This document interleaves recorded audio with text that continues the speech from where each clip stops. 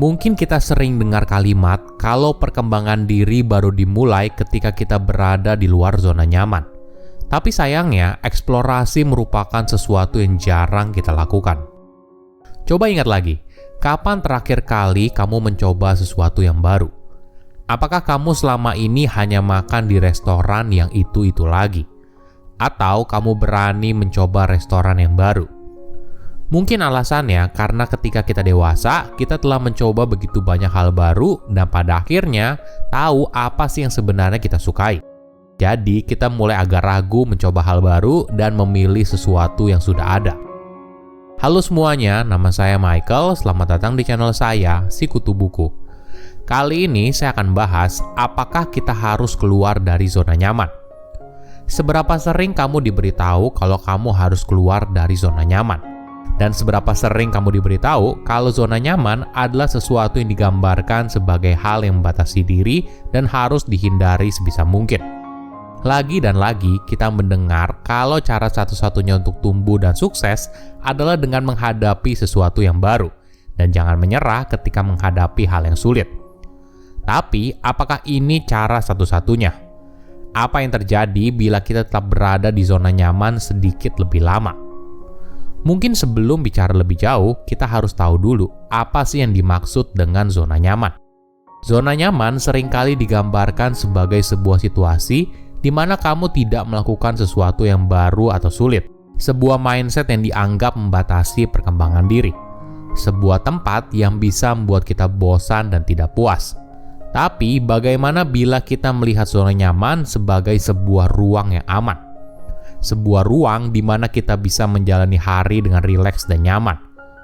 Bagaimana bila kita melihat zona nyaman sebagai tempat untuk recharge, mengisi kembali energi setelah kita melakukan sesuatu yang sulit atau baru? Ini adalah sudut pandang yang menarik. Justru dengan menjadikan zona nyaman sebagai tempat yang aman, kita baru bisa siap untuk mengambil risiko lagi dan bergerak menuju tujuan yang baru.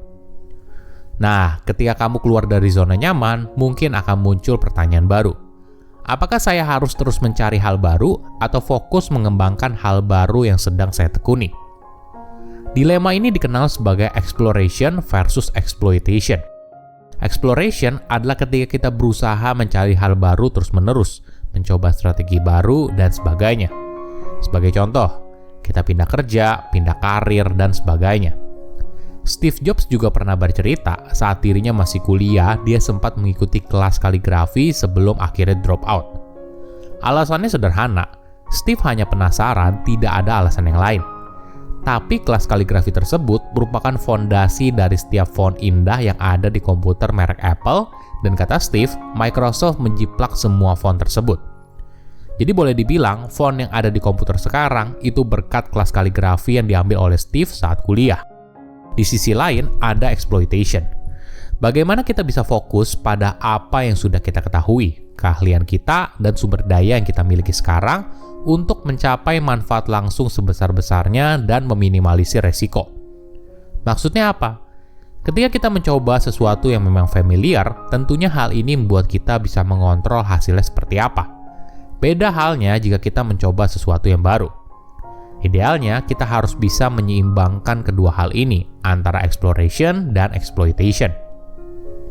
Karena keduanya punya kelebihan dan kekurangannya masing-masing. Misalnya, kita tetap mencari hal baru, tapi kita bisa menggabungkan pengetahuan lama untuk menciptakan sesuatu yang baru. Ini memang tidak mudah. Ketika kita masih muda, bisa saja kita fokus dalam exploration, karena kita berada di fase mencari, membangun, dan membentuk sesuatu. Sedangkan ketika kita dewasa, fokus kita mungkin beralih ke exploitation. Pengalaman yang sudah kita kumpulkan selama ini telah membuat kita tahu apa sih yang sebenarnya kita inginkan. Jadi nggak heran jika kita lebih memilih stabilitas dan keamanan. Itulah alasan kenapa semakin tua seorang, semakin sulit dirinya untuk berubah. Di sisi lain, ada juga faktor tujuan pribadi. Apakah orang itu fokus pada jangka panjang atau jangka pendek?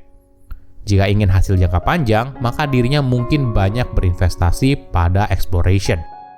Terlalu lama di zona nyaman juga tidak baik. Nggak sadar, tiba-tiba kita sudah berada dalam posisi yang buruk. Ada sebuah kisah yang menarik dari Alvy Ray Smith. Saat itu, dia merupakan salah satu anggota tim yang membantu mendesain komputer pertama untuk mencetak gambar berwarna. Tapi muncul berita buruk. Manajemen Xerox memutuskan kalau mereka tidak membutuhkan jasanya lagi karena mereka tidak lagi fokus pada gambar berwarna. Alfie lalu protes dan bilang kalau masa depan itu adalah gambar berwarna. Namun manajemen Xerox tetap pada pendiriannya dan bilang kalau itu mungkin saja, tapi bisnis mereka adalah fotokopi hitam putih. Nah, kita tahu akhir ceritanya seperti apa. Xerox akhirnya gagal bersaing karena dia memilih terus-terusan berada pada status quo. Faktor lingkungan juga punya peran penting dalam membentuk seseorang. Orang tua seringkali terlalu memaksakan sesuatu pada anaknya. Misalnya, ketika anaknya punya sedikit minat di satu olahraga, maka mereka langsung buru-buru mendorong anaknya untuk komitmen. Padahal, anaknya mungkin saja butuh waktu untuk mencoba berbagai hal, baru kemudian memutuskan mau yang mana. Mungkin alasannya karena kita sering mendengar kisah bagaimana banyak orang hebat, terutama para atlet kelas dunia, bisa sukses karena mereka memulainya dari usia yang sangat muda. Misalnya saja kisah Tiger Woods, pemain tenis kelas dunia yang mulai bermain sejak usianya 7 tahun, lalu menjadi pemain tenis terbaik di dunia pada usia 21 tahun. Kisah lain yaitu tentang Polgar bersaudara. Ayah mereka mengajarkan catur kepada ketiga anak perempuannya di usia yang sangat muda untuk membuktikan apakah dia bisa menciptakan anak yang mampu belajar sesuatu dengan luar biasa atau tidak. Alhasil, 2 dari ketiga anaknya tumbuh menjadi Grandmaster catur. Tapi pertanyaannya, apakah spesialisasi sejak usia dini justru menghilangkan kesempatan si anak untuk mencoba hal lain? Ada kisah lain yang juga tidak kalah menarik. Tapi kali ini dari sudut pandang seorang yang sukses karena punya waktu yang cukup untuk menjalani periode sampling. Artinya, dia punya waktu yang cukup untuk mencoba berbagai hal, baru kemudian memutuskan mana yang terbaik. Ini adalah kisah dari Roger Federer. Sejak kecil, Roger telah mencoba berbagai macam olahraga, mulai dari tenis, ski, gulat, berenang, sepak bola, skateboard, dan masih banyak lagi. Dia baru mulai fokus bermain tenis ketika usianya 8 tahun. Dan sejak saat itu, namanya telah terukir sebagai atlet kelas dunia. Ada juga penelitian yang meriset mahasiswa ketika mereka lulus dan mulai bekerja. Mereka yang buru-buru menjalani karir yang fokus di satu bidang, di awal punya gaji yang lebih tinggi. Tapi bagi mereka yang justru fokus di satu bidang setelah mencoba beberapa hal, maka karir mereka lebih moncer. Silahkan komen di kolom komentar pelajaran apa yang kalian dapat ketika tahu informasi ini.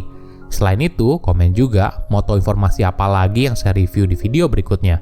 Saya undur diri, jangan lupa subscribe channel YouTube Sikutu Buku. Bye-bye.